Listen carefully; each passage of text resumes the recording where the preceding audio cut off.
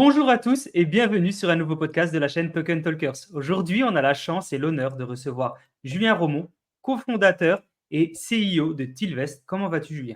Ça va super bien. Merci Jean de m'accueillir sur ce podcast. Très, très heureux de pouvoir échanger avec toi et échanger sur ce qu'on fait chez Tilvest. C'est un plaisir de t'avoir. On sait que tu es quelqu'un de très important dans l'écosystème. Tu as une société qui est grandissante. C'était vraiment important pour nous de t'avoir et que tu puisses partager à la communauté tout ce que tu fais parce que ton business est assez incroyable et donc on va avoir le temps d'en parler ensemble. Est-ce que, avant de commencer, Julien, on pourrait savoir peut-être un peu plus de choses sur toi? Qui est Julien et qu'est-ce que tu as fait avant de t'intéresser à l'écosystème du Web3? Parce que on sait que c'est un écosystème qui est récent. On a tous eu un petit parcours avant d'arriver dans le Web3. Est-ce que tu peux nous expliquer comment tu en es venu à croiser cet écosystème du Web3 et du coup fonder après Tilvest? Ouais, du coup, moi j'ai commencé ma carrière en tant que banquier chez UBS en fusion-acquisition. J'ai commencé du coup je m'occupais principalement des investissements sur la vente d'entreprises de grande capitalisation, c'est-à-dire des valeurs d'entreprises de plus de 500 millions. Donc le job de banquier d'investissement finalement, c'est d'acheter, vendre, de conseiller des sociétés à l'achat ou des fonds de private equity. Et UBS étant, on va dire, un des premiers gestionnaires de patrimoine du monde, on va dire, avec notamment la grosse partie suisse et l'histoire de cette banque, on était confronté, on discutait là, avec des collègues de la partie gestion privée sur la nécessité en fait de pouvoir accompagner leurs clients sur la gestion de patrimoine crypto. Aujourd'hui, c'est quelque chose, enfin, c'était quelque chose à cette époque en 2021-2020 qu'ils n'arrivaient pas à faire. Et du coup, on s'est dit que avec les associés, qu'il y avait vraiment un business à lancer là-dessus pour accompagner ces banquiers privés, mais du coup aussi tous les gestionnaires de patrimoine, donc ce qu'on appelle les CGP en France, mais Mhm. aussi les family office, pour leur permettre d'acheter la crypto pour leurs clients ou alors de déléguer la gestion. Et donc, j'ai fait ça rapidement après cette première expérience, parce qu'il y avait le marché qui était là, et en plus, étant passionné de crypto, depuis 2017, à titre personnel, j'ai décidé plutôt d'allier ce qui m'intéressait vraiment avec ce que je pouvais apporter à l'écosystème. Euh, et donc aujourd'hui, on fournit des services que en B2B2C, c'est-à-dire qu'on n'a pas de client direct. Chaque client chez nous est rattaché à un distributeur, en fait, celui qui a la relation commerciale avec son client. Nous, on s'occupe principalement de l'aspect technique et investissement et réponse potentiellement aux questions sur les mandats de gestion. Mais notre rôle se limite à ça. Ok, ok, très intéressant. Donc du coup, toi, ta vision, c'était comment on va pouvoir proposer des crypto-monnaies à d'autres personnes, mais sans être en contact direct avec le client. Et donc du coup, les origines de Tilvest, c'est ça, c'est ce qui t'a motivé à créer Tilvest. Ouais, c'est un peu unique, on va dire, sur la partie crypto aujourd'hui parce que généralement les principaux projets ont voulu apporter quelque chose aux personnes directement. Euh, C'est clair. Nous, on a pris un peu les choses à contre-pied, mais il y a une raison assez simple, c'est que la manière dont on gère le patrimoine aujourd'hui, indépendamment de ce que c'est, pour des personnes qui ont une fortune assez importante, c'est que c'est souvent intermédiaire. C'est-à-dire qu'il y a un gestionnaire de patrimoine qui propose plusieurs produits d'investissement. Et donc, c'est pour ça qu'il y a plein d'assureurs qui existent sur la place. Je sais pas, je pense à AXA, Cardiff, qui est l'assureur de BNP Paribas.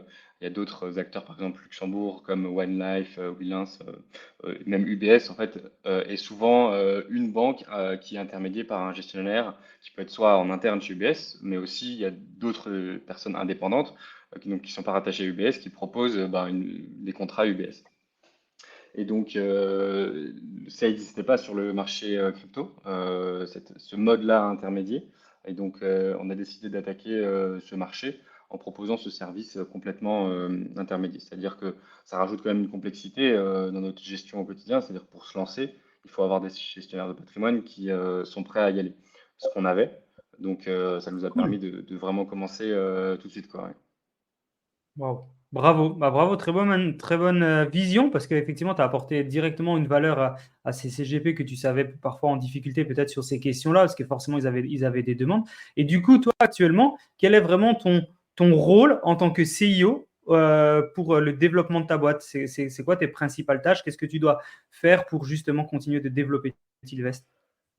Enfin, dans le rôle d'un cofondateur d'une entreprise comme ça, c'est que ça évolue tout le temps. Donc, en fonction du stade d'évolution de la boîte, il y a forcément des rôles qui évoluent. On va dire aujourd'hui, mon rôle il est plutôt transverse, c'est-à-dire que Ok. je coordonne les équipes techniques, enfin comprendre comment fonctionnent les équipes techniques et dire, leur transmettre le besoin commercial. Donc, je travaille à ce moment-là avec les équipes commerciales pour je suis en face de certains clients, donc j'ai une remontée en direct. J'ai un head of sales du coup qui lui chapeaute l'ensemble des équipes et qui est capable de me remonter les besoins, ce qui est important ou pas. Donc Super. cette partie plutôt on va dire opérationnelle, elle me permet de rester tous les jours à côté du business. On n'est pas une boîte où il n'y a que du pilotage dans les fonctions managériales. Et les autres points qui sont plus liés à mon rôle, c'est les sujets de levée de fonds lorsqu'il y en a eu. On a levé plus d'un demi-million en 2022, et donc c'était moi Wow. qui m'occupais de ça. Et après, il y a les reporting du coup financiers à la fois en interne pour savoir où est-ce qu'on en est par rapport à notre business plan. Et donc tout ça fait que ça remplit pas mal la journée, en plus de tous les sujets qui sont pas scriptés, c'est-à-dire s'il y a un bug sur un endroit, ou est-ce qu'il y a un sujet, une demande spécifique vraiment d'un client, d'un partenaire, je suis amené à rentrer en tant plus qu'expert que l'équipe sales qui du coup catégorise tout ça pour parler d'un sujet en particulier afin de closer le deal justement. Donc c'est assez transverse et il faut savoir surtout, je pense, s'adapter parce que plus on évolue, plus la boîte augmente de taille, plus le rôle peut évoluer. Donc c'est quelque chose qui me plaît. Ok, bravo. Bah, ça fait une sacrée liste de tâches à faire au quotidien. Je pense que tu dois vraiment pas t'ennuyer. Bravo, vraiment bravo à toi pour ce que tu arrives à mettre en place. Est-ce que tu peux nous expliquer aujourd'hui pourquoi les crypto-monnaies, c'est si important dans l'écosystème des CGP? Pourquoi les sociétés donc, de gestion de patrimoine ont le besoin de pouvoir et limite le devoir de proposer ça à leurs clients? Alors, je pense qu'il y a deux points dans cette question. La première, c'est que les gestionnaires de patrimoine aujourd'hui sont principalement poussés par leurs clients. Oui. Ils cherchent, on va dire les gestionnaires de patrimoine ont souvent la liste de produits qu'ils ont, donc je sais pas, de l'assurance vie, du capital investissement, donc on entend pas mal parler de private equity aujourd'hui, de l'immobilier. Et donc Mhm. la partie crypto, c'est quelque chose qui est quand même assez nouveau dans ce milieu. On va dire que c'est sérieux pour les gestionnaires de patrimoine que depuis 2020. Et pour ces gestionnaires de patrimoine, il y a une proportion qui accepte le changement, qui souhaite du coup aller chercher des nouveaux produits en permanence. Il y en a d'autres qui préfèrent creuser sur les produits qu'ils connaissent déjà. Ce qui fait qu'il y a deux types de discours à avoir, ceux qui veulent vraiment y aller tout de suite et ceux qui préfèrent laisser d'autres se lancer dessus. Et donc, pour tous, je pense que c'est un sujet. C'est juste la manière dont ils le traitent. Il y en a qui préfèrent dire, ben oui, mon client, j'ai pas envie de l'accompagner là-dessus. Je préfère qu'il aille le faire soit tout seul, soit avec quelqu'un d'autre, mais pas avec moi. Donc ça, c'est un choix. Et donc nous, on est plutôt spécialisé dans l'accompagnement de ceux qui ont envie d'y aller et de se lancer sur ce sujet. Et c'est important pour eux parce que ça devient omniprésent. Aujourd'hui, Oui, il y a plus de personnes qui détiennent en France de la crypto. On est à peu près à 12% selon la dernière étude de la DAN, euh, ou celle de l'AMF de décembre, elle était plutôt autour de 9%, on va dire entre 9 et 12. Alors que les gens qui détiennent des actions en direct, ça représente plus 7% environ, selon la totalement. même étude. Et donc, en fait, ça veut dire que dans les clients d'un gestionnaire de patrimoine, il y a forcément une proportion qui en ont déjà acheté. Et c'est un peu une manne auquel ils n'ont pas accès, ils n'ont pas forcément une très bonne vision. Et l'idée, c'est de leur permettre d'aller déjà accompagner leurs clients pour qu'ils ne fassent pas souvent un peu n'importe quoi, dans la majorité des cas, aller chercher des jetons qui ne sont pas forcément les premiers. Ça ne veut pas dire qu'ils sont moins bien, mais en tout cas, il y a plus de risques que par exemple acheter du Bitcoin en termes de volatilité, en termes de scam potentiel. Et donc, il y a un rôle aussi d'accompagnement du gestionnaire du patrimoine à avoir sur ces Mhm. actifs-là. Et le fait est que pendant un moment, les gestionnaires de patrimoine au global et tout le monde disait que la crypto, c'était un événement qui allait s'évanouir assez rapidement, fait que il faut débloquer un peu ça et leur dire, bah oui, en fait, non, je vais vous accompagner là-dessus et je vais vous permettre, comme vous me posez des questions sur les actions, je vais pouvoir répondre à vos questions sur les cryptos. Et donc, il y a un gros travail là-dessus et c'est pour ça que c'est une priorité à la fois pour les gestionnaires de patrimoine et pour les clients qui du coup peuvent se faire accompagner d'une meilleure manière qu'ils pouvaient, alors qu'avant c'était quasi impossible. Donc c'est principalement Ok. ça le défi aujourd'hui, ou les défis. Ok. Ouais, et puis je pense que c'est important de pouvoir proposer quelque chose de toujours innovant.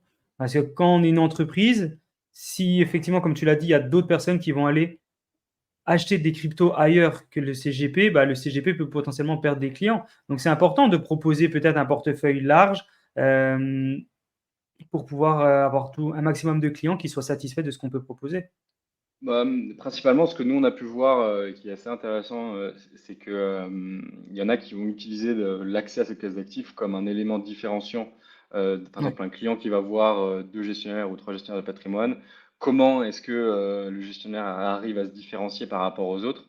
Et donc, j'ai un cas précis en tête où un gestionnaire était face à une banque et un family office, et ni la banque ni la family office proposaient une diversification à la fois sur des devises et des crypto-monnaies qui a particulièrement plu aux clients et qui a fait qu'il a pu capter un patrimoine de l'ordre de 3-4 millions en ayant cette brique en plus. Parce que dans les faits, les produits traditionnels, bon, c'est toujours quelqu'un qui va dire qu'il a le meilleur produit, mais in fine, ça reste des obligations, ça reste des actions, que ce soit privées ou publiques. Et du coup, bah, c'est globalement, quelqu'un qui connaît un peu le marché, c'est globalement accessible à une grande partie d'entre eux, à part sur des deals ultra select, mais ce qui est quand même moins intéressant ou moins présenté par les CGP aujourd'hui. Donc c'est vraiment un atout de différenciation lorsque c'est bien utilisé. Ouais. Ok. Ok, bah merci pour ton explication. Je pense que ça va intéresser beaucoup de gens. Donc actuellement, toi, tes clients, c'est que des entreprises. Comment tu fais pour sélectionner des entreprises? Elles viennent à toi et tu dis oui, je peux travailler avec vous, je ne peux pas travailler avec vous. Bien sûr, tu dois avoir un peu de démarchage, j'imagine. Comment ça se passe si jamais on est une entreprise, on veut te contacter? Comment ça se passe pour être sélectionné? Alors, les entreprises, c'est donc les distributeurs, donc ça va être soit des gestionnaires de patrimoine, family office ou banque privée. Il y a pas de démarchage à proprement parler. C'est-à-dire que nous, on fait D'accord. de la pub, dans le sens où on participe à des forums, on fait des articles, et du coup, on a un trafic organique qui nous permet d'avoir 3 à 4 demandes minimum de demandes de contact par semaine pour pouvoir accompagner des gestionnaires de patrimoine. Donc ça, c'était le cas maintenant. Au début, c'était quand même plus compliqué. Donc on a fait jouer plus nos relations et le bouche à oreille dans ce milieu, il est quand même très fort. C'est-à-dire que c'est un écosystème où les gestionnaires de patrimoine peuvent se retrouver dans des séminaires et ne se considèrent pas forcément comme des concurrents. C'est-à-dire qu'ils peuvent échanger librement les uns et les autres sur les produits qu'ils peuvent avoir. Je sais pas, un CGP, gestionnaire de patrimoine qui est à Metz, qui va dans un séminaire et qui rencontre un CGP qui est à Marseille. Ils considèrent qu'ils n'ont Hmm. pas la même clientèle, qu'ils n'ont aucun risque qu'il y en a un qui pique l'autre. Et du coup, ils s'échangent plus des tips sur ce qu'ils font. Et donc, ça prend un peu de temps, mais on commence à bénéficier pas mal de ça. Et donc, on accompagne aujourd'hui à peu près 200 CGP, donc gestionnaire de patrimoine Wow. sur la plateforme, où ils ont un accès directement pour pouvoir ajouter leurs clients, suivre les positions. Et après, on travaille aussi en B2B. Donc ça, c'était la partie B2B2C. Donc les gestionnaires de patrimoine ramènent un client qui est in fine notre client, mais dont la responsabilité commerciale est celui du distributeur. La deuxième partie, c'est que on référence des autres acteurs régulés, donc PSAN, qui ont des mandats de gestion. Donc là, on a référencé notamment la semaine dernière une entreprise qui s'appelle DeFi Labs, qui a été fondée par un ancien gérant de hedge fund qui propose de la gestion algorithmique ou discrétionnaire sur les cryptos.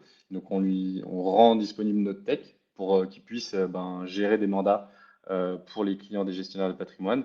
Donc on fait l'intermédiaire entre le gestionnaire de patrimoine qui veut avoir cette allocation et ce partenaire qui du coup nous contacte aussi pour pouvoir référencer leur mandat chez nous. Ok, très intéressant. Aujourd'hui, vous avez à disposition, donc tu disais plus de 200 CGP, c'est immense, vraiment félicitations pour ça. Euh, Merci. Combien vous pouvez proposer de crypto? Est-ce que vous êtes connecté et vous êtes limité en termes de crypto? Est-ce que c'est illimité? Bon, illimité, c'est compliqué. Combien vous pouvez proposer de crypto à l'achat à vos clients? Alors, on a un filtre réglementaire, vu qu'on est régulé, où on ne peut pas voilà, proposer des jetons favorisant l'anonymat sans que ça soit exclu. On a une obligation de résultat sur le financement du terrorisme, donc on ne peut pas toucher à ça, par exemple. Ok. Mais en dehors de cette limite, on est connecté aux principaux exchanges. On peut passer des ordres en DeFi aussi. Et donc, en fait, on n'est pas vraiment limité en termes de crypto. On va dire qu'aujourd'hui, en trading direct, chez nous, on peut traiter jusqu'à 120 coins sans, Wow. sans aucun problème. Après, on fait donc de l'OTC pour acheter des actifs en DeFi. Et donc, on n'est pas limité sur les jetons qu'on peut proposer, ne serait-ce que dès lors qu'ils correspondent en fait à notre spectre d'investissement, notre spectre de conformité. On fait un peu on répond aux besoins du client en disant est-ce que c'est possible ou pas. Donc, il n'y a pas vraiment de limite. C'est ça la différence aussi avec un exchange, hein. C'est que on est sur un service premium qui s'adresse à des gens qui sont prêts à mettre plus que 10 000 € dans un mandat.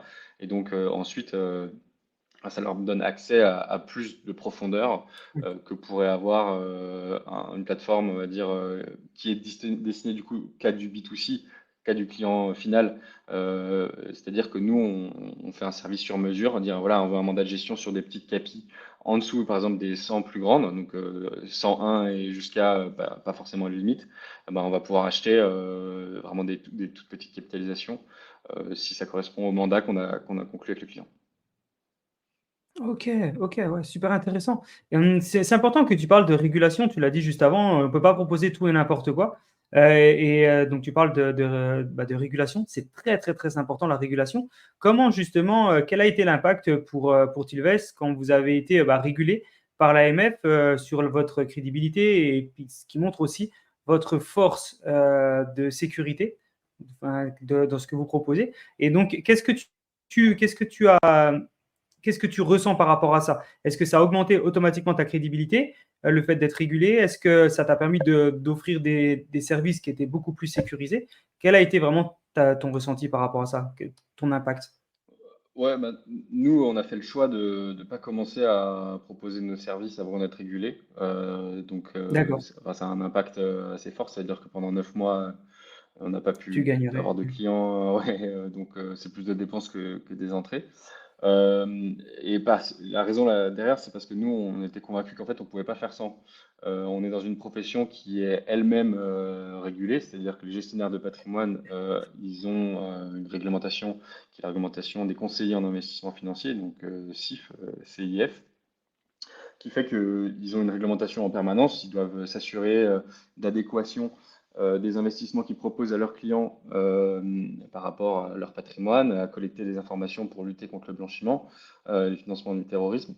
Donc, en fait, aller leur présenter un projet qui n'était pas régulé par l'AMF, alors que justement on avait une nouvelle réglementation, la réglementation PSAN, qui permettait justement d'apporter un peu ce sésame, c'était impossible pour nous. Donc on a fait le choix de prendre un peu notre mal en patience et d'aller d'abord se réguler et ensuite d'aller répondre à la demande, ce qui peut être un peu frustrant au début, Ouais. mais c'était le choix naturel pour nous, sachant qu'on vient tous dans l'équipe d'industrie réglementée, donc commencer à faire des activités de manière non régulée, c'était pas du tout dans notre ADN. Et donc, pour répondre à ta question, on voyait trop de faiblesse à le faire sans. Et donc, la force que ça nous a apporté, c'est de pouvoir expliquer qu'on était régulé, qu'on avait expliqué notre schéma de fonctionnement à l'AMF, qu'ils avaient été acceptés, Trop bien. Parce qu'en fait, tu présentes un schéma, on va dire, une présentation de l'activité, comment est-ce que tu vas travailler, avec quel client tu vas avoir, plus une matrice complète de lutte contre le blanchiment, le financement du terrorisme, qui explique ben, dans tel cas, avec une grille, ben, les clients correspondent à tel profil, ben, il est interdit pour telle ou telle Hmm. raison. Et donc, ça veut dire aussi qu'on n'a pas eu de legacy, on n'a pas d'historique où c'était pas clean. Et donc, ça fait aussi qu'il n'y a pas une charge sur la société en plus, qui au début paraît pas forcément importante, mais qui peut devenir vite ingérable, et ce qui n'est pas notre cas. Donc, la force que ça nous a apporté, c'était de pouvoir montrer à tout le monde qu'on avait fait cet effort-là et que on était vraiment sérieux enfin, dans l'écosystème et que c'était important pour nous. Après, sur la sécurité, l'AMF aujourd'hui est pas, on va dire, elle monte en compétence et elle devient capable de juger si les solutions de conservation, par exemple, sont sécurisées. Nous, on a présenté un projet et on suit toujours de sécurisation des clés à multipartie. C'est-à-dire que c'est pas, chaque client n'a pas une ledger chez nous parce que ça représente un risque opérationnel, mais c'est à chaque fois qu'il y a une transaction qui est faite, il y a une clé globale privée qui doit être utilisée. Et donc pour y accéder, il faut ben, au minimum de personnes chez nous, et plus les montants sont élevés, plus il faut de personnes qui nécessitent, ben, qui donnent leur accord pour accéder. Donc ça va de minimum 2 à maximum 4 pour pouvoir signer les transactions. Ce qui permet d'avoir la scalabilité tout en ayant une La sécurisation sécurité. pour tout le monde. Pour tout le monde, ouais. Euh, et donc ça, l'AMF l'avait bien compris et elle était sensible au fait que on présente un programme justement qui permettait d'avoir ça. Après, l'AMF n'est pas compétente aujourd'hui pour juger de l'utilisation d'une solution ou d'une autre, et c'est pas le rôle qu'ils veulent se donner. Euh, et c'est assez important de le noter. Ok, bah merci d'avoir été précis sur ce point et merci de nous avoir expliqué la totalité de l'impact de la régulation MF pour toi. Effectivement, on voit que ça a été très intelligemment fait. C'est voilà, on se régule et après on va travailler. Alors qu'il y en a beaucoup de gens qui font l'inverse parce que voilà, quand on démarre une startup, on a besoin de cash et la priorité c'est peut-être déjà de faire du cash. Et toi, tu as dit non, nous on va se prioriser, on va récupérer l'agrément et après on va bosser. Donc vraiment très intelligent de ta part, bravo pour ça. Euh, Actuellement, toi qui es dans l'écosystème depuis un bon moment maintenant. Tu as vu l'écosystème sans CGP. Tu commences à voir l'écosystème avec des CGP, avec des institutions. De quel œil tu vois justement cette arrivée? Alors bon, tu favorises cette arrivée pour les CGP, donc j'imagine que c'est d'un bon œil. Mais voilà, on entend de plus en plus de BlackRock, de grosses sociétés qui sont en train de se mélanger à l'écosystème. Qu'est-ce que toi tu en penses? Est-ce que c'est bon signe? Et est-ce que c'est favorable à l'écosystème comme il est?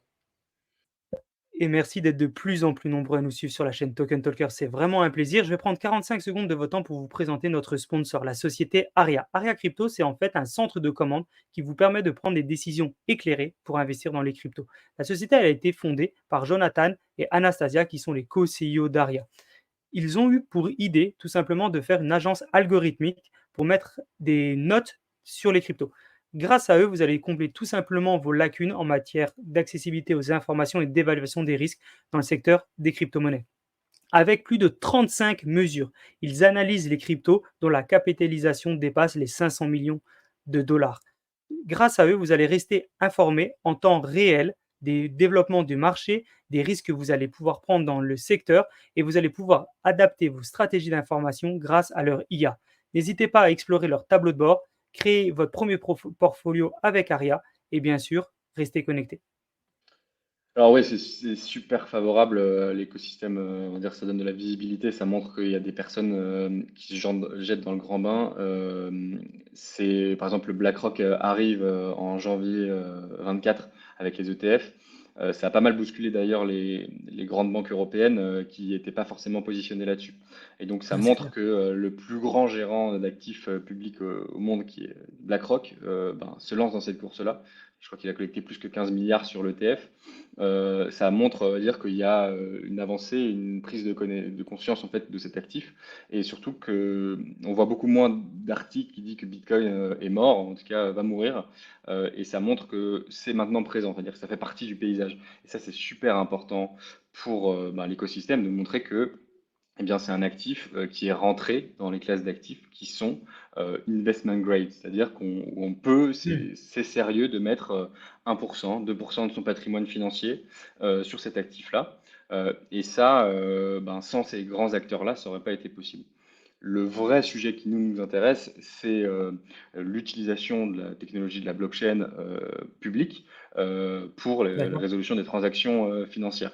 C'est-à-dire que le vrai enjeu pour nous, c'est que dans la finance traditionnelle, il n'y a pas eu d'évolution technique majeure depuis la digitalisation des ordres sur les places de marché. Avant, enfin, on était avec des petits papiers et tout le monde hurlait à la bourse pour acheter et vendre. Je pense que tu as dû voir, ou tout le monde a dû voir Bien des, sûr. des- des films là-dessus. Aujourd'hui, pour acheter par exemple un produit structuré, ça peut prendre jusqu'à 3 jours pour se faire livrer le produit.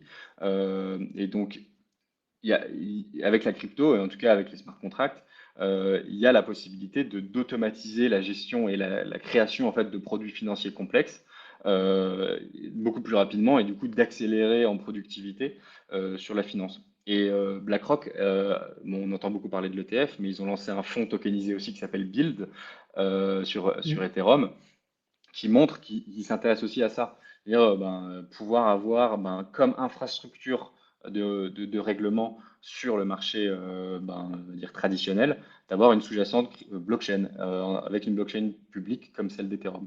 Et ça, c'est un véritable atout parce que ces blockchains-là, elles auront de la valeur que lorsqu'il y aura des grosses transactions qui vont être réalisées, ou en tout cas beaucoup de transactions qui sécurisent ce qu'on fait. Et donc, c'est ça qui donne de la valeur à Ethereum pour demain.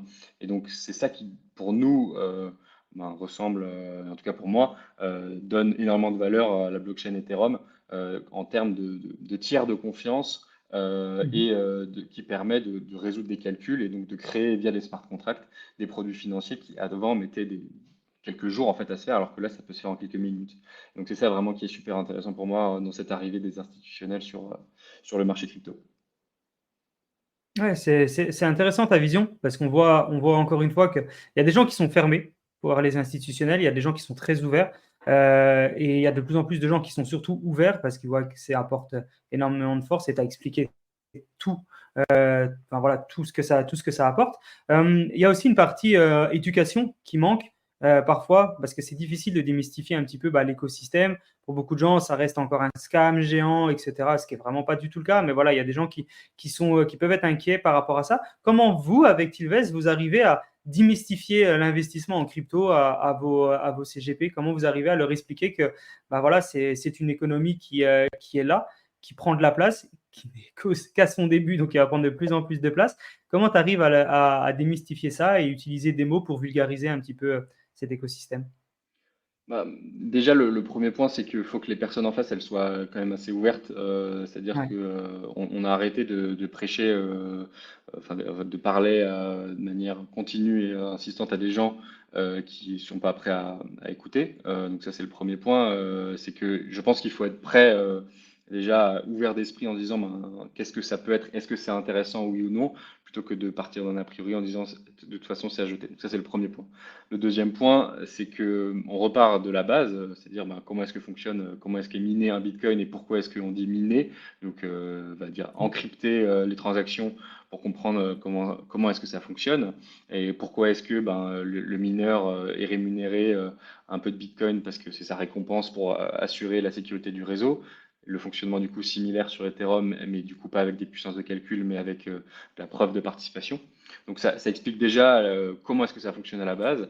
Et après, vu qu'on parle à des financiers, globalement, une fois qu'on a expliqué comment ça fonctionnait, le reste, tout est globalement financier. C'est-à-dire, si je bloque, par exemple, je stack de l'Ether pour recevoir des rendements dessus, voilà, c'est comme des dividendes qui tombent chaque année, ou jusque-là, c'est automatisé, donc ça tombe tous les jours ou tous les 15 jours, par exemple.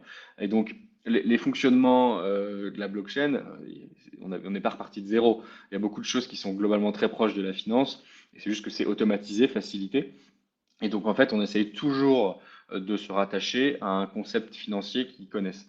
Est-ce que c'est proche d'une entreprise? Est-ce que c'est proche d'un service bancaire qu'ils connaissent? Par exemple, lorsque je fais du liquidity providing ou du lending en crypto, mais en fait, c'est très proche de ce qu'on appelle en finance traditionnelle du prêt lombard. Un prêt Mhm. lombard, c'est, je sais pas, j'ai 100 000 actions LVMH, ou alors j'ai pas 100 actions LVMH pour faire plus petit, bah, ça, qui valent, je sais pas, 5 000 euros ou 50 000 euros. Ben, la banque, elle peut accepter ces actions en contrepartie, en nantissement, et me donner en face 25 000 euros. Et donc, elle se fait forcément un peu d'argent là-dessus. Et donc, le fonctionnement de la crypto, par exemple, de la fourniture de liquidité, c'est très proche de ça. Et donc, on essaye toujours de se rapprocher d'un de ces concepts-là. Et à partir de là, généralement, les questions viennent parce que ça pique leur curiosité. Dire, bah, comment est-ce que c'est possible que eh bien, un système comme ça fonctionne? Et ben, on explique les tenants, les aboutissants. Et c'est ça qui est super intéressant, c'est que dès qu'on a cette relation ou cette discussion qui permet d'aboutir à ça, eh bien, ça permet de rentrer vraiment dans le vif du sujet et de rentrer dans le détail de leurs questions. Et c'est là qu'ils deviennent vraiment intéressés. Et donc, c'est là où ça devient plus un partenariat qu'un cours, entre guillemets. C'est où ils Ouais. comprennent l'intérêt et ils arrivent à se projeter. Parce que généralement, c'est des investisseurs eux-mêmes. Ils se disent, ben, ils voient qu'il y a des lacunes dans le système actuel sur certains sujets. Ils disent, ben, si ça arrive vraiment à résoudre ce problème-là, ben, ça m'intéresse. Du coup, commencent à creuser plus. Euh, et donc, c'est ça qui est vraiment pour nous le but, d'arriver à cet état-là, pour leur apprendre quelque chose. Et ensuite, s'ils veulent investir avec nous, ben, très bien. Mais d'abord, il faut qu'ils comprennent de quoi on parle.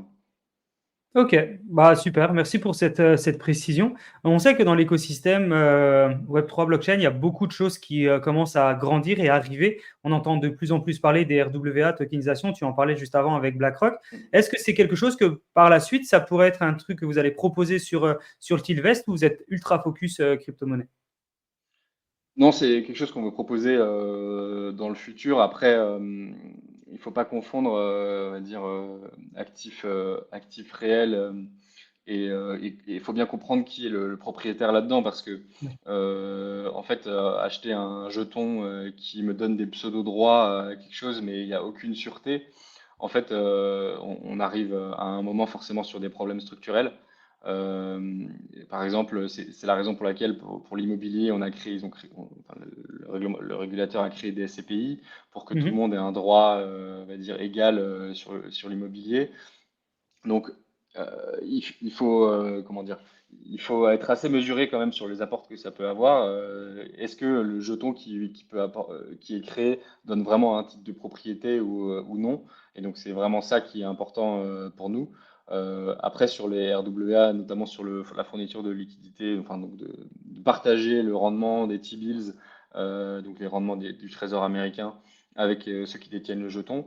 Bah, c'est une utilisation intéressante, mais aujourd'hui, euh, on n'a pas un meilleur taux en faisant ça que si on allait le faire directement pour un investisseur institutionnel. Donc en fait, pour nous, il y a moins d'intérêt à dire à ce niveau-là que sur un investisseur retail qui globalement il n'y a pas forcément accès.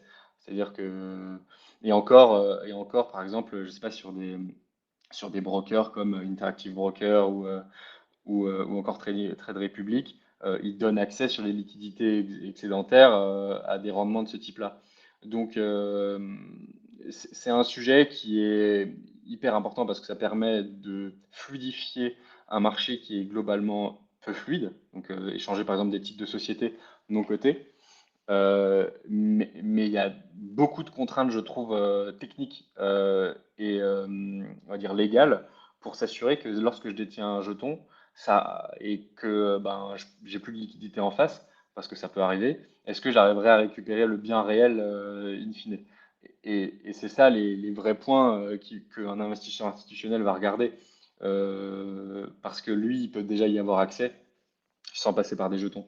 Et donc, là où il y a vraiment un Mhm. intérêt pour nous, c'est de trouver des niches ou en tout cas des marchés qui sont historiquement peu liquides et dont on arrive à proposer un produit qui l'est.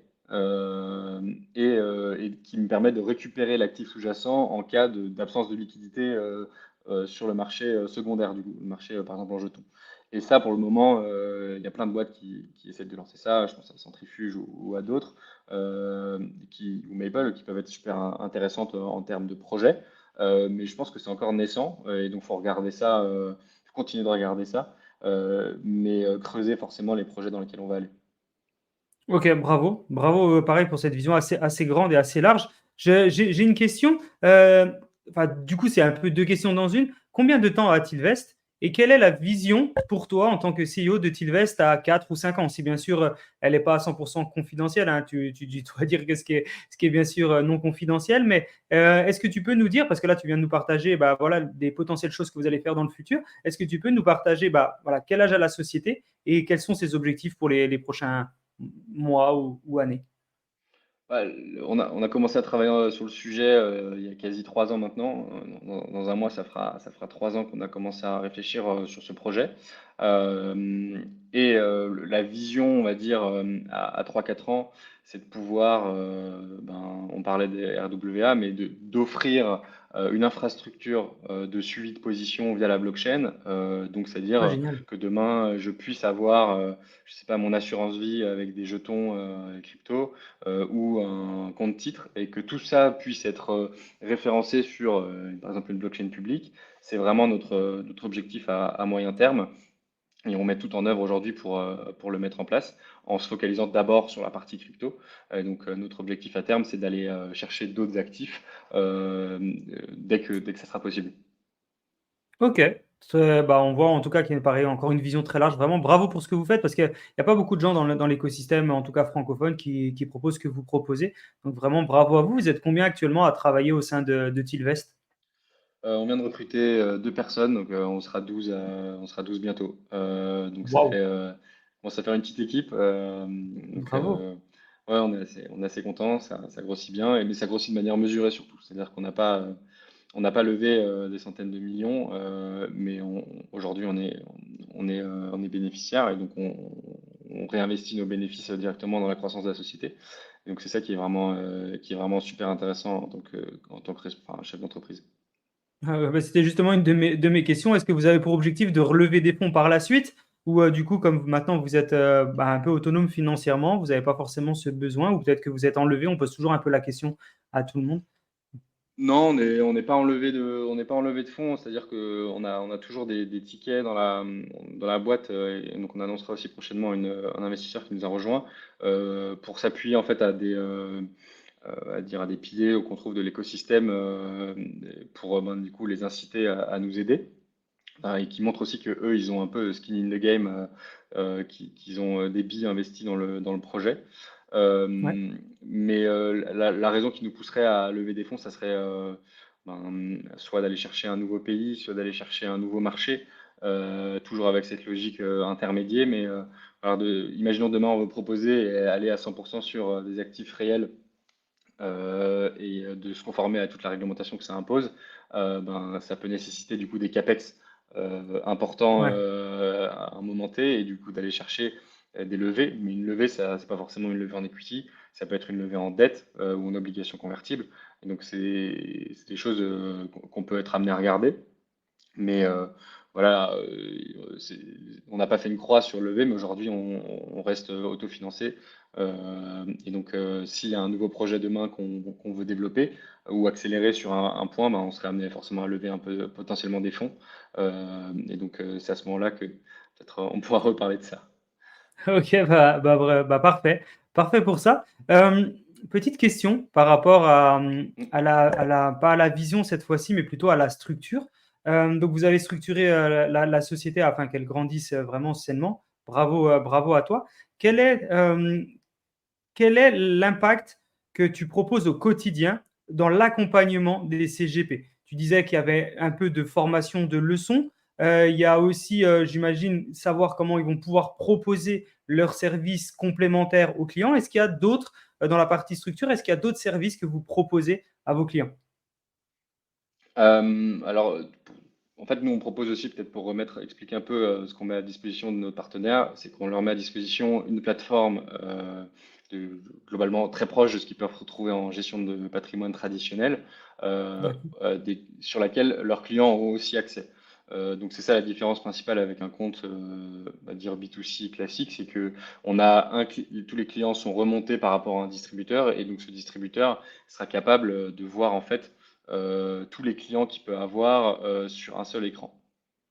Partant de ce principe-là, ce qu'on va proposer, c'est des services annexes, c'est-à-dire je vais collecter sur cette interface-là tout ce qui me permet de faire la procédure de profil de risque de mon client, de déclaration d'adéquation. Ok.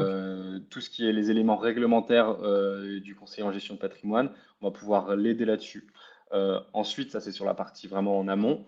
Sur la partie quand il doit choisir les mandats, ben, nous on est en mesure de lui proposer soit des portefeuilles, on va dire, il veut avoir un mandat de stacking, je sais pas, il veut avoir une partie de trésorerie et une partie investissement sur des grandes capitalisations du marché, on va lui faire une allocation.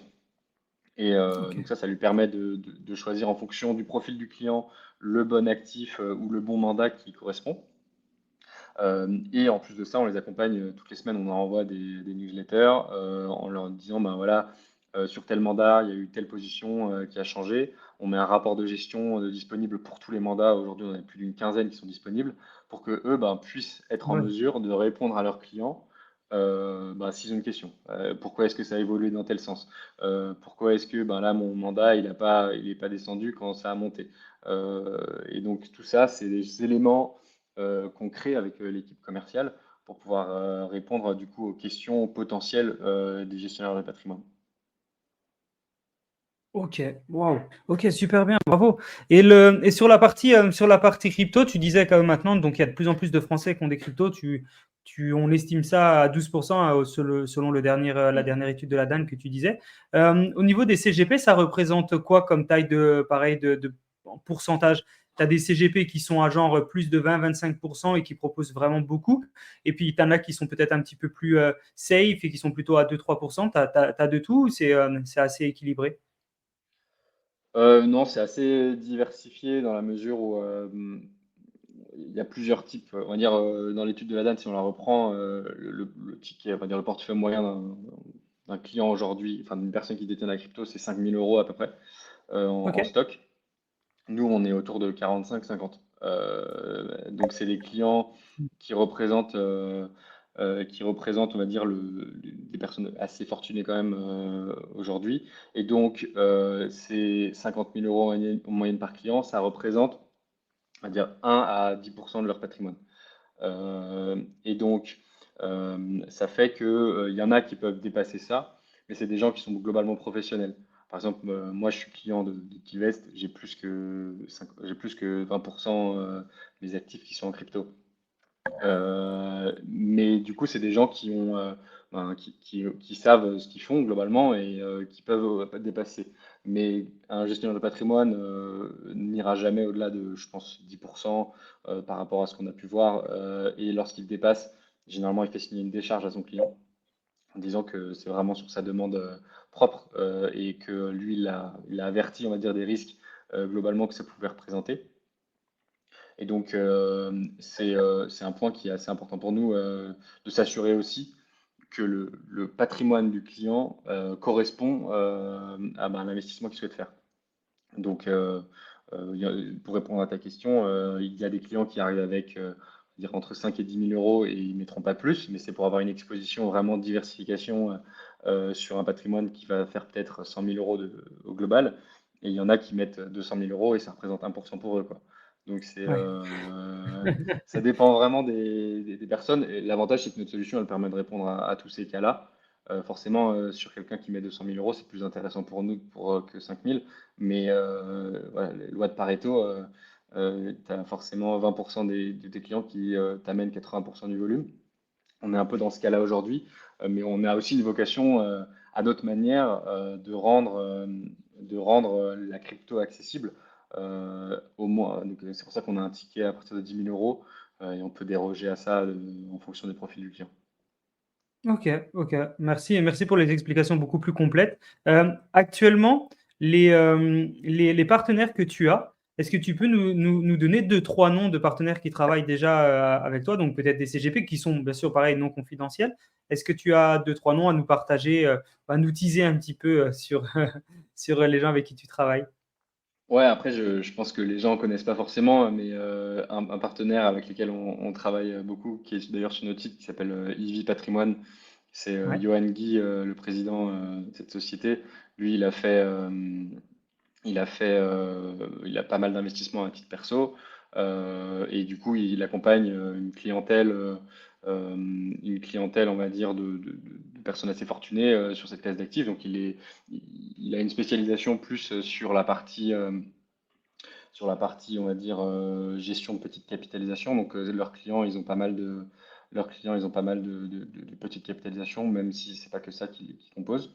On travaille aussi avec Willim, là, on peut voir sur l'écran, qui est un CGP à Bordeaux, qui est en ligne, c'est-à-dire qu'ils proposent un accès directement à la crypto sur leur site, qui est déjà pas mal fait, et qui Génial. présente là-dessus. J'ai fini aussi, qui est un de nos partenaires du début, et qui est un gestionnaire de patrimoine à Paris, qui nous a pas mal accompagnés. Et après, on voyait avant, j'en ai parlé au début, on travaille avec DeFi Labs, qui est un gestionnaire d'actifs. Donc eux, ils n'ont pas forcément leurs clients euh, en direct, mais on a un autre partenaire qui s'appelle Goat, qui font de la gestion algorithmique aussi sur Bitcoin. Donc ils achètent et ils vendent du Bitcoin de manière avec des algorithmes.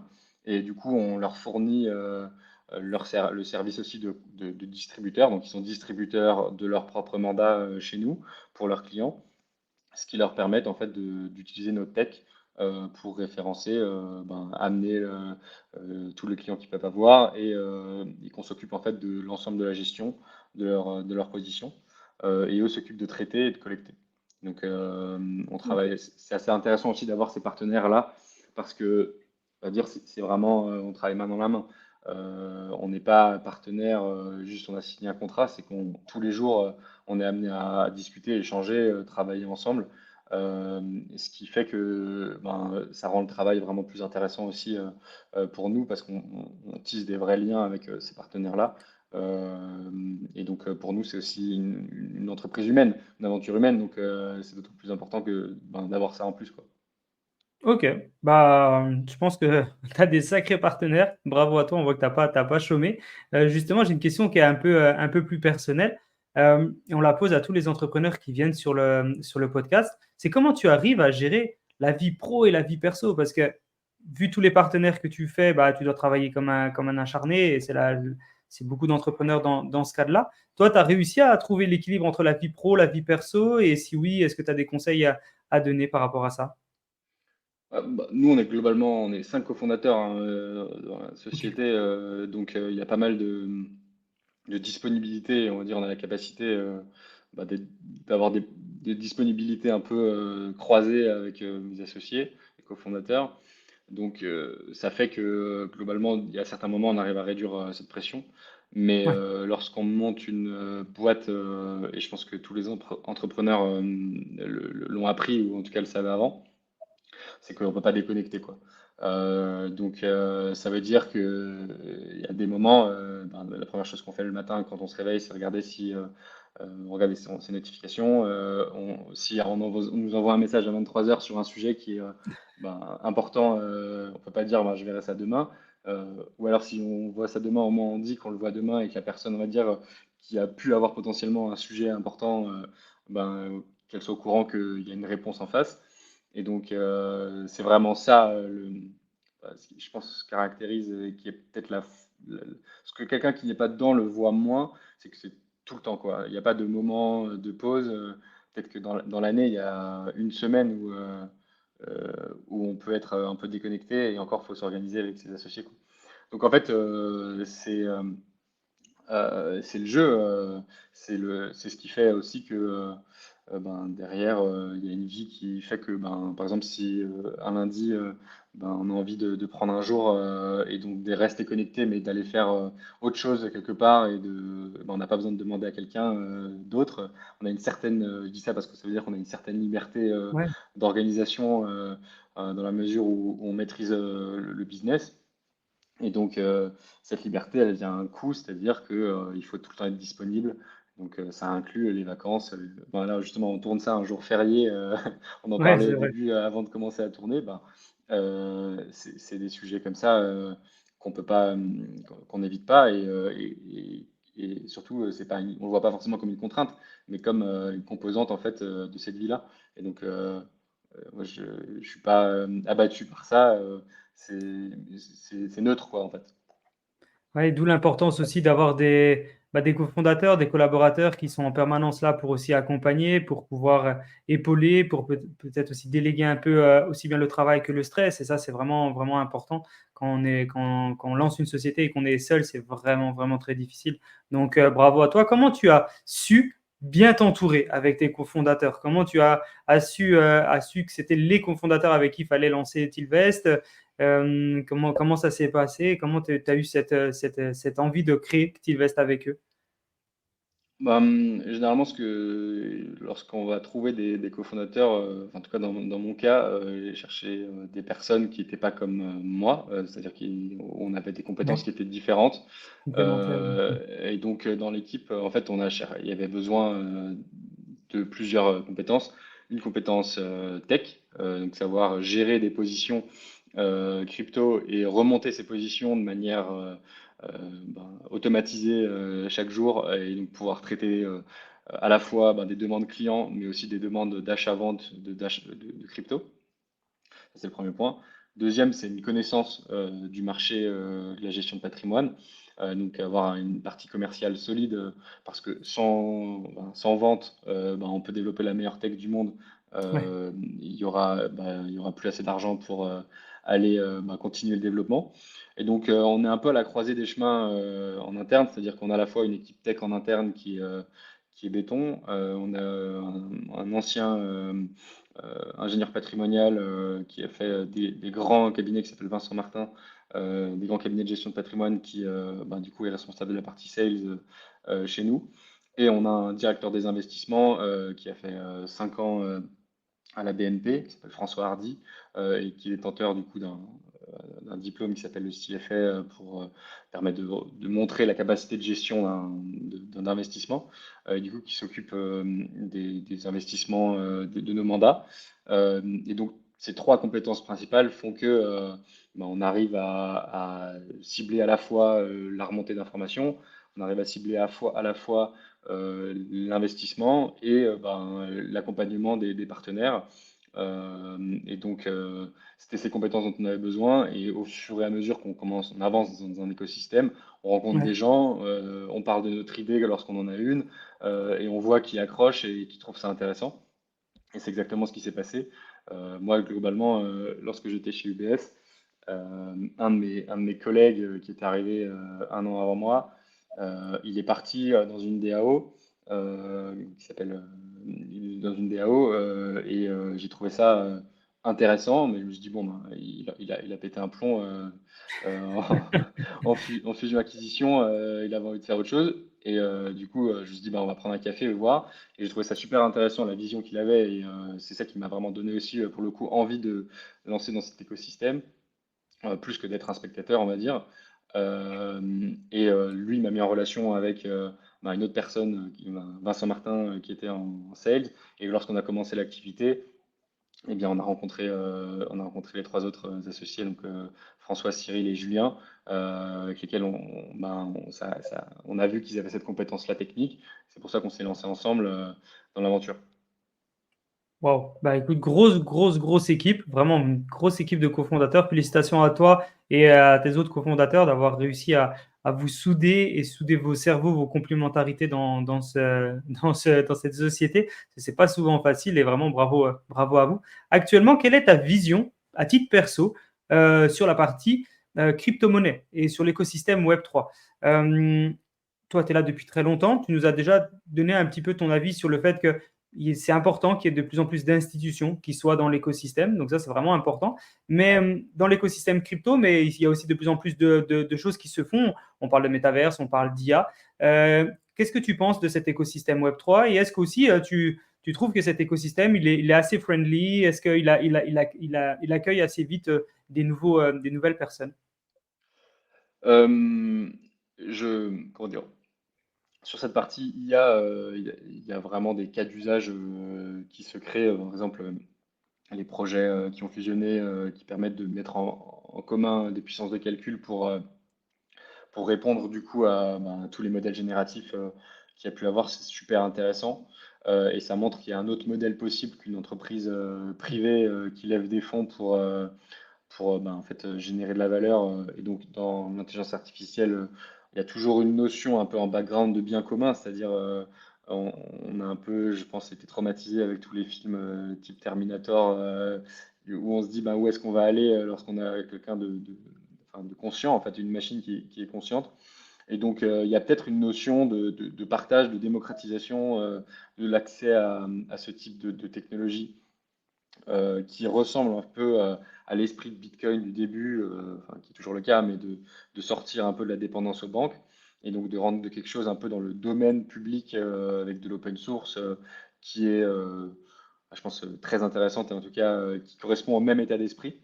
Après, nous, personnellement, moi, je suis plus focalisé en tant que financier sur l'avantage et l'apport de valeur de la crypto, on va dire dans le monde traditionnel. C'est-à-dire que pour moi, c'est un des seuls actifs. Merci d'être de plus en plus nombreux à nous suivre sur le podcast de Token Talker. Je vais prendre une minute de votre temps pour vous présenter le token URU, qui est un projet révolutionnaire lié à l'écosystème Eruditoire. Alors déjà, dans un premier temps, il sponsorise le podcast de Token Talkers. Le token URU est basé tout simplement sur un principe de play to earn, c'est-à-dire que vous pouvez tout simplement gagner encore plus d'URU tout simplement en aidant la communauté NEC. Le token URU offre des applications qui sont concrètes dans tout l'écosystème éruditoire. C'est-à-dire que vous pouvez échanger vos tokens URU contre des services exclusifs, mais aussi contre de la nutrition, et vous pouvez même participer à des jeux qui vont vous permettre de gagner encore plus de tokens. Chaque propriétaire d'URU peut décider de l'utilisation qu'il souhaite en faire, s'il veut acheter, revendre ou même offrir ce token. Le token URU, il est sécurisé sur la blockchain. Il est limité en termes de quantité à 2,5 millions de tokens, ce qui fait qu'il y a plus de valeur et bien sûr, ce qui assure sa rareté. En rejoignant l'écosystème Eruditoire, vous bénéficiez donc d'un réseau d'experts, de services premium et vous sécurisez votre avenir financier. Si vous voulez plus d'informations sur Eruditoire, vous avez le lien en bas de la vidéo, vous avez le lien en commentaire du podcast et bien sûr, vous pouvez aussi nous contacter. Qui ne dépend pas d'une banque. C'est-à-dire Ouais. que si j'ai de l'immobilier, si je veux le vendre parce que j'ai besoin de liquidité, je suis obligé de passer par une banque ou par un notaire pour au moins officier cette vente-là. Et donc, on a quand même basé en fait tout notre système aujourd'hui sur deux, trois pôles de confiance, banque, notaire, qui n'ont pas été challengés depuis l'invention du notariat, 1400, voire même avant, qu'on rend ça vraiment institutionnalisé. Et donc, je trouve que je passe pas tout de suite à l'IA, on va dire, comme un sujet important pour moi, on va dire à titre perso, parce que je trouve qu'on n'a pas encore poussé au maximum la partie crypto, qu'il y a encore plein de choses à faire sur la démocratisation, décentralisation de ces actifs-là. Moi, le vrai game changer sur ce marché, c'est vraiment que l'ensemble des acteurs institutionnels, mais surtout sur l'assurance, le bancaire, passent à l'ère du numérique et passent à l'ère du numérique en sécurisant leurs transactions et les transferts de fonds via la blockchain. Et je pense qu'on n'est pas, on n'est pas loin d'y aller. Je ne dis pas 6 mois, hein, mais c'est plutôt de l'ordre de 3, 4, 5, 10 ans.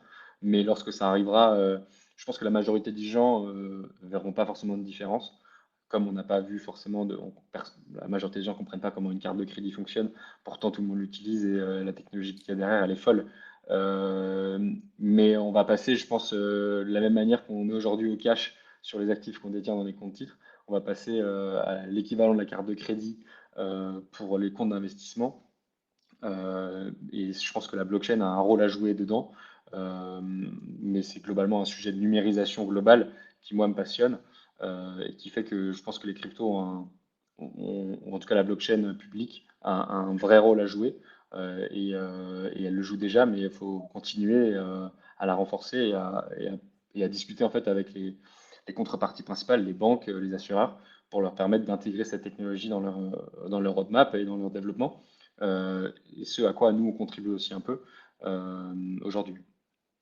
Ok, merci pour ton partage et tes explications, c'est super précis. On voit un petit peu en même temps ta vision personnelle sur l'écosystème crypto Web3 et tout ce qui va autour. Euh, Actuellement, Tilvest, vous êtes présent en France et dans d'autres pays également? Alors on est présent que en France aujourd'hui. On regarde pour d'autres pays, mais il y a un sujet de réglementation Ouais. qui est principalement le frein aujourd'hui.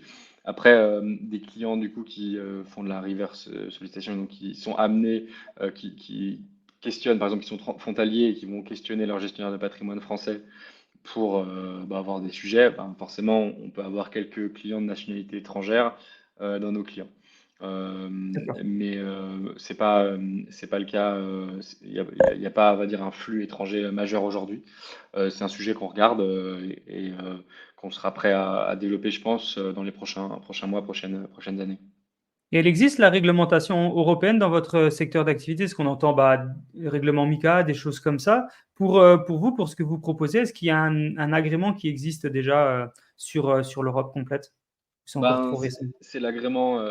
Mika nous touche du coup. Le Ok. vrai le sujet de Mika, c'est que le conseiller en investissement financier, ça n'existe que en France. En fait, il n'y a pas de ce Mm. sujet-là, ce statut-là, et il est moins présent dans les autres pays d'Europe, on va dire sous d'autres formes. Et donc, il faut comprendre en fait comment s'adapte du coup la réglementation européenne à notre secteur. On a déjà des sujets et de la manière de le présenter. Euh, mais du coup, c'est plutôt nous qui avons le rôle de conseil à ce moment-là. Et donc, cette réglementation, on accompagne aussi nos gestionnaires de patrimoine pour la mettre mise en place en fait de ce qu'ils doivent faire. Et donc, c'est un sujet plus interne que externe aujourd'hui. Ouais, je comprends. Et au niveau des crypto-monnaies que vous proposez, donc tu disais il y en avait pas mal. Quels sont vos critères pour définir, c'est quoi? C'est la market cap? Faut que enfin, je sais pas du coup quels pourraient être les différents critères que vous mettez en avant pour pouvoir justement dire cette crypto-monnaie, on la propose. Alors, il y a un critère, donc je l'avais dit au début, un critère de conformité. Est-ce qu'on a le droit de toucher à cet actif ou pas, d'un Ouais, point de vue réglementaire. Ensuite, on va regarder la market cap, on va regarder la liquidité moyenne sur les 30 derniers jours. Donc, on va voir s'il n'est pas listé sur un exchange, on va regarder en DeFi. Et on va regarder aussi où est-ce que c'est. Par exemple, si c'est sur un échange décentralisé inconnu au bataillon sur Solana, bon, par exemple, on va pas forcément faire confiance aux métriques de liquidité. Et donc, globalement, ça fait qu'il n'y a pas forcément beaucoup de jetons qui sont éligibles en dessous d'une capitalisation de 1000. Si tu regardes CoinGecko, CoinMarketCap, même si tu peux avoir des surprises. L'idée, c'est que on peut être intéressé d'aller acheter des jetons qui sont pas listés sur les plateformes d'échange, que nous on peut acheter en DeFi. Et ouais, donc ça, c'est par exemple un mandat qu'on appelle small cap, qui est petite capitalisation, qui est disponible et que certains clients, ben, en fait, c'est souvent des clients qui ont déjà du Bitcoin et de l'Ether à côté et qui ont envie d'avoir une exposition aux petites capis gérées par un professionnel à côté. Ben, ça, c'est un mandat qui va permettre d'aller chercher que ces actifs-là qui répondent à ces critères. Par contre, il y en a, en fait, c'est leur premier achat en crypto. Et du coup, nous, on propose un mandat à 50% Bitcoin, 50% Ether, qu'on ouais, rééquilibre. Et dès qu'il y a 10% de plus-value, on sort le gain et on le positionne sur un compte de trésorerie, donc de stacking en fait, qui rémunère en euros. On est à peu près entre 8 et 12% par an en fonction de l'engouement de marché, pour en fait faire grandir sa poche crypto. Plus on avance dans le temps, mais en écrétant en fait la plus-value au fur et à mesure pour on va dire, préparer au cycle qui sont globalement, tu les connais, hein, ça monte et après ça baisse c'est clair. globalement sur le marché. On a vu qu'il y avait eu un meilleur intérêt, un plus grand intérêt sur le dernier cycle à faire ça pour quelqu'un que de rester long only. Donc c'est une manière pour nous d'avoir une gestion en bon père de famille pour ces clients-là. Donc eux, par exemple, ils seront intéressés par ça. Après, on a aussi du coup référencé, on a une grosse expertise en interne de gestion de mandats algorithmiques. Donc en fait, c'est pas tant les actifs qu'on achète que la méthode pour les acheter. Donc quels sont les indicateurs qu'on va regarder. Et donc on peut passer du trading algo haute fréquence quelques secondes à on le garde entre 1 heure et quelques heures à on le garde, on fait deux, trois opérations d'investissement par mois. Donc en fonction de ça, bah, ça correspond à plus ou moins de personnes. Mais globalement, les clients qu'on peut avoir, ils cherchent surtout à limiter la perte potentielle et à maximiser le gain avec un ratio rendement-risque élevé. Donc l'idée, c'est de prendre, bah, d'avoir le plus gros rendement avec le moins de risque potentiel. Et donc aujourd'hui, la majorité de nos investissements, ils sont sur des mandats de ce type-là, où le but n'est pas forcément de dépasser le prix l'augmentation de valeur de Bitcoin, mais sur la durée, d'avoir un rendement qui est peut-être moins volatile, mais plus régulier. Et donc Ok. forcément, dans un marché haussier où Bitcoin prend 40% en février, il y a des mandats qui n'ont pas autant performé, il y en a qui ont surperformé aussi, en petite capitalisation notamment, mais ça dépend en fait du profil du client. Et un client peut mélanger plusieurs allocations. Il peut dire je vais avoir une partie, je sais pas, 50% sur des petites capitalisations avec ces critères de recherche intéressants, et je vais avoir 50% sur un mandat dont le but est juste de générer de la performance de manière plus régulière. Donc d'avoir un profil équilibré au global, mais en ayant, on va dire, deux thèses d'investissement différentes au sein même de son portefeuille. Et donc ça, c'est plutôt ce qui est recherché chez nous aujourd'hui. Pour le mandat, c'est qui décide? C'est le CGP pour son client ou c'est le client qui dit au CGP ce qu'il veut faire, ou les deux? Et pareil sur la durée. Donc, par exemple, je sais pas, je suis un investisseur, je veux mettre un petit peu d'argent grâce à mon CGP dans le domaine des cryptos, je veux que ça dure 6 mois. Est-ce que c'est possible? Et est-ce que je peux aussi garder sur du long terme?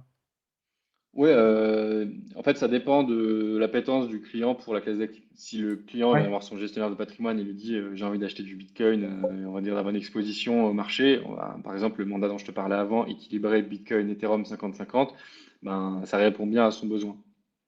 Par contre, d'accord. s'il dit, si par exemple le client vient voir son conseiller et dit bah, j'ai envie d'avoir cherché du rendement de manière, on va dire, plus régulière, et ben, c'est plus facile aujourd'hui de le faire sur la partie crypto parce que bon, il y a du stacking, mais il y a aussi des mandats de trading algorithmique qui permettent de capitaliser sur la forte volatilité du marché.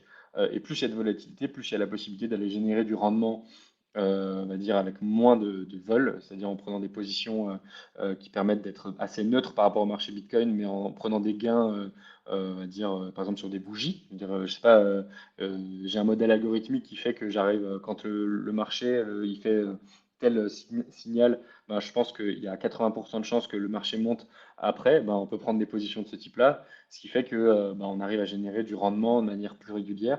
Et donc ça peut être un produit qui correspond aux besoins du client, sans forcément que le client ait dit qu'il voulait acheter de la crypto en fait.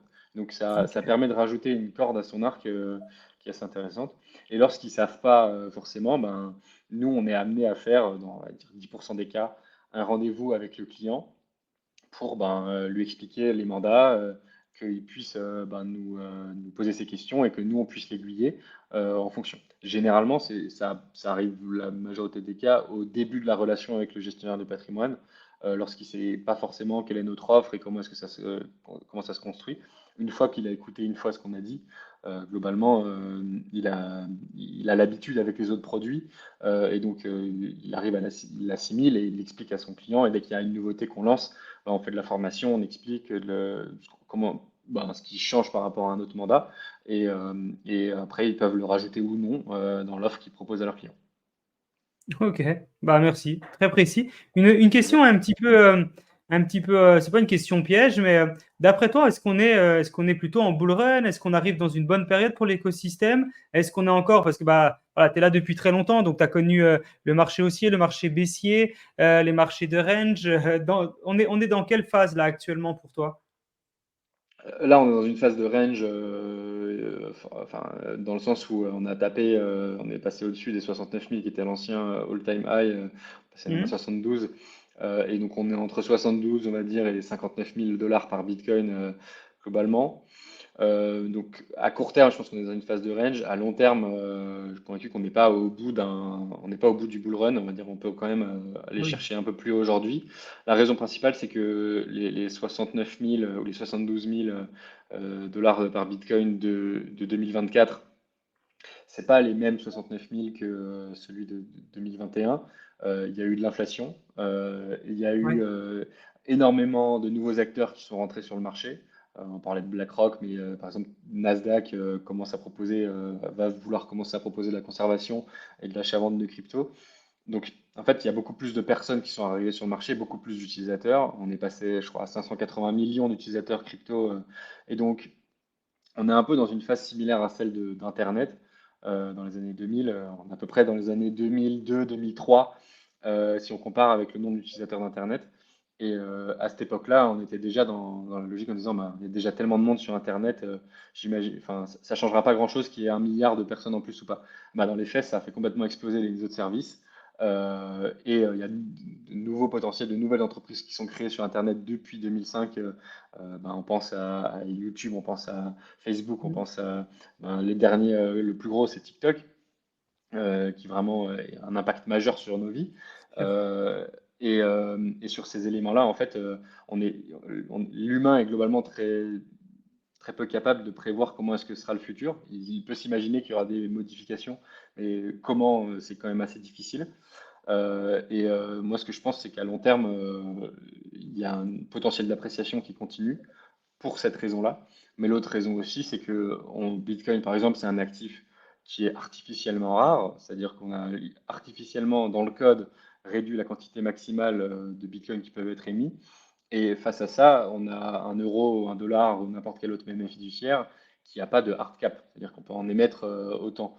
Donc Bitcoin peut s'apprécier en valeur par rapport à ces monnaies pour la raison organique, c'est-à-dire ben, il y a de plus en plus de personnes qui l'utilisent, en tout cas qui suivent, qui se mettent sur cet écosystème. Et l'autre raison, c'est juste que ben, l'euro perd de sa valeur par rapport ben, à ces monnaies, aux crypto-monnaies, parce que ben, il y a une quantité de monnaie en circulation qui arrive sur le marché Ouais. qui est tout le temps en croissance. Ben, c'est le principe de nos économies, hein. Mais ça fait qu'il y a un impact forcément pour la valeur du Bitcoin, et notamment en période de post-halving, où j'avais vu une étude là-dessus, où on comparait le niveau de rareté par rapport à l'or avant le halving de avril dernier, donc avril 2024. L'or, imaginons que l'or, la rareté c'est 100 et Bitcoin c'était à ce moment-là 140. Aujourd'hui on est passé à 70. Donc c'est-à-dire que Mhm. Bitcoin est structurellement plus rare. En tout cas, il y a plus de demandes pour le Bitcoin que d'offres, que l'or. Et donc ça, j'ai trouvé ça assez intéressant, vu qu'on compare tout souvent les deux actifs en termes de réserve de valeur numérique, et numérique pour le Bitcoin et traditionnel pour l'or. Et donc, tant que ces deux éléments-là restent viables, c'est-à-dire ben, une demande de plus en plus importante sur le marché, dire de nouveaux utilisateurs, et on continue d'émettre de la monnaie, il restera un intérêt pour le marché et on ne sera pas à un plafond qu'on ne dépassera pas. Donc, pour ces deux raisons-là, moi, je suis encore confiant et on peut y aller. Après, c'est facile de dire ça, je suis forcément dans cette industrie, donc biaisé. Mais en tant que financier, j'essaie aussi de mettre mon esprit critique. Et c'est pour ça, par exemple, que moi, j'ai réinvesti ben, du cash que j'avais à côté en début janvier, et que dès qu'il y a des opportunités de rachat, ben, je mets aussi de l'argent là où j'ai mes idées, quoi. Donc, je prends aussi du Ok, risque. Et généralement, lorsqu'on propose un mandat à nos clients, on est quasi tout le temps plus ou moins investi, chacun des membres de l'équipe, quoi. Donc, ça montre aussi qu'on y croit et qu'on est aligné. d'accord. Tu vulgarises vraiment très bien, Julien. Ça fait plaisir de t'écouter. C'est pas le cas de tout le monde, hein, parce qu'on sait que dans les gens dans l'écosystème, il y a beaucoup de gens qui viennent 100% de la tech, pas forcément de la finance, et qui ont tendance à expliquer beaucoup trop la tech, on va dire au retail. Et bah, c'est comme ça en fait qu'on les perd, et c'est comme ça que des fois le retail a du mal à se mettre dans l'écosystème. Toi, tu as vraiment cette façon de vulgariser qui est très intéressante. Est-ce que tu pourrais nous expliquer avec tes mots, tout simplement, bah, c'est quoi une crypto? Est-ce que tu pourrais nous expliquer de manière toute simple, vraiment, bah, c'est quoi une crypto? Ouais, ben, une crypto, c'est un objet intangible, c'est-à-dire que je peux pas le toucher comme je peux toucher un stylo que je produis.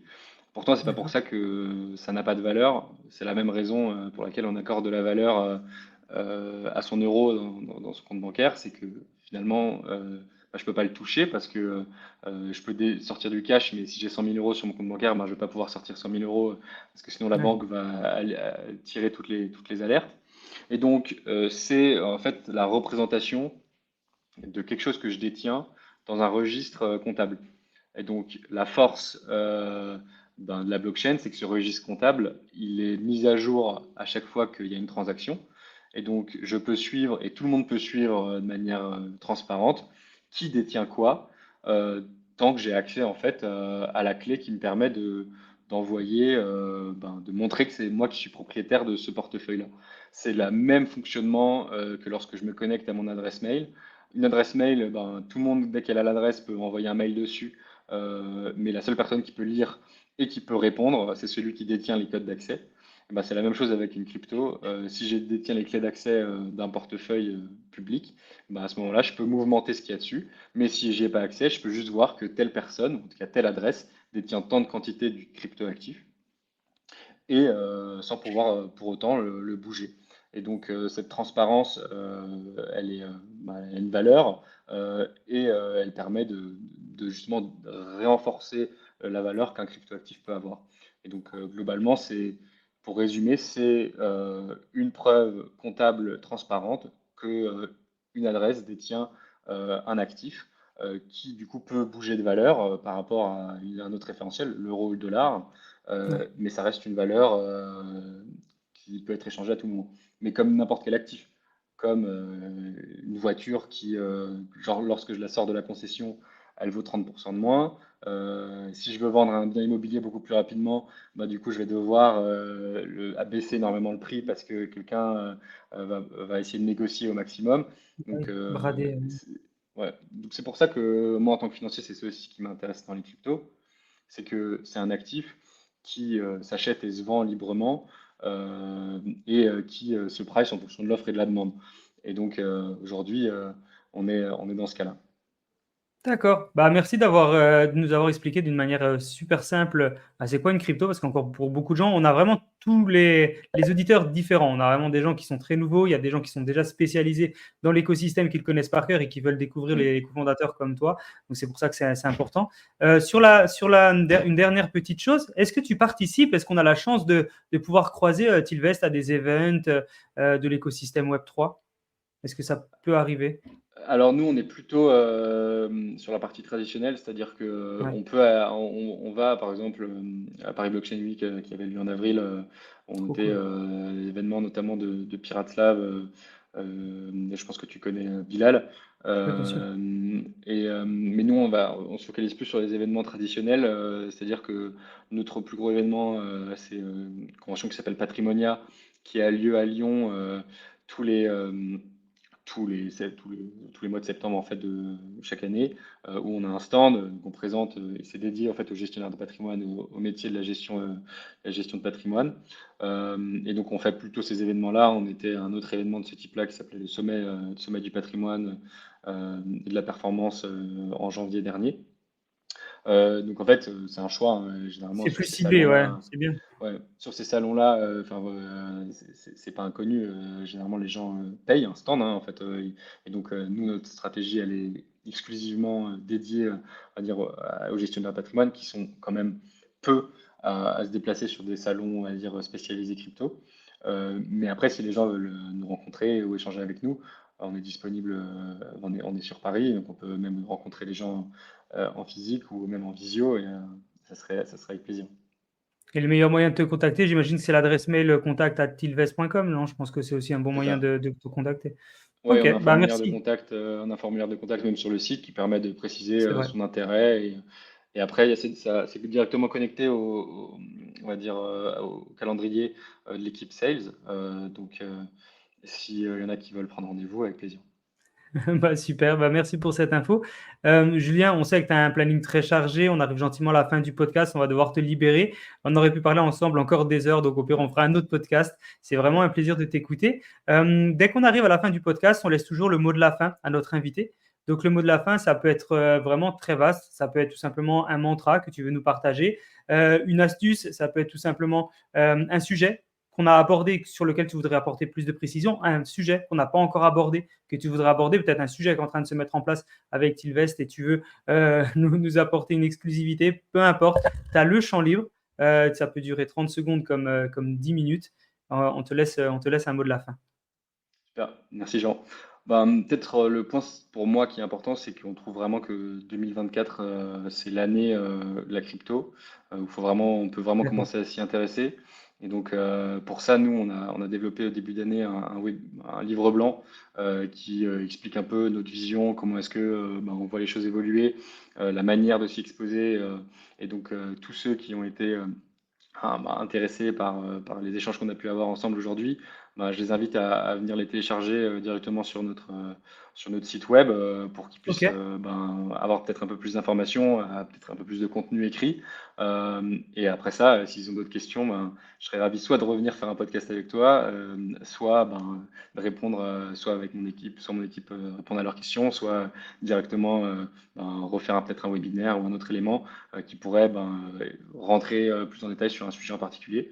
Mais voilà un peu le mot de la fin qui est peut-être plus général, mais l'idée est toujours de la démocratisation, d'explication. Et bah, si un jour nos services peuvent vous intéresser, ou, bah, on peut même vous mettre en relation avec des gestionnaires de patrimoine qui pourront bah, du coup vous aider à accéder à nos mandats. Ok, bah, trop bien. Merci beaucoup, Julien, pour ce mot de la fin. C'est très complet. Euh, C'était un plaisir de te recevoir sur le podcast. Vraiment, tu as une façon de vulgariser, d'expliquer les choses qui est très intéressante. Grosse vision avec Tilvest. Force à vous. Une société qui est en train d'exploser et il n'y a pas de raison que ça arrête parce que vous venez vraiment boucher un trou pour les CGP qui est pour une galère, la Ouais, partie crypto, je pense. Donc, vraiment, force à toi. Vraiment, grand bravo à toi et à tes cofondateurs pour cette vision commune. Et bah, impatient de t'avoir encore sur le podcast dans un an, dans 2 ans, je ne sais pas, ou dans 6 mois, dès qu'il y aura des évolutions pour qu'on puisse se partager la communauté. super. Bah, merci beaucoup pour ton invitation, Jean. Bah, je souhaite à tout le monde un bon visionnage, même si j'aurais peut-être dû dire ça au début. Et je te souhaite à bientôt. Merci.